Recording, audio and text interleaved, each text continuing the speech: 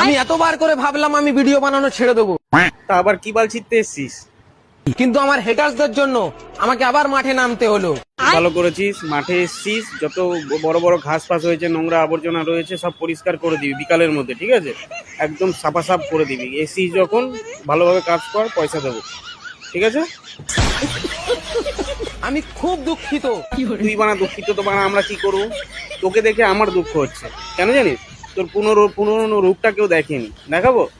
তুই মানে পুরনোই ভালো ছিলি, এখন দেখ তোর রূপটা দেখ। পুরনো আগে কত ওই করলে তুই আরো বেশি ভিউ পেতিস। তোকে দেখে আমার সত্যি দুঃখ হচ্ছে, দেখ তুই ভালো করে দেখ।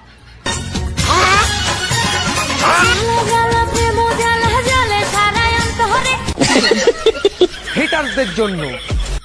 আরে পাগলা চোদা, কার এত সময় আছে তোকে হেট করার বানা?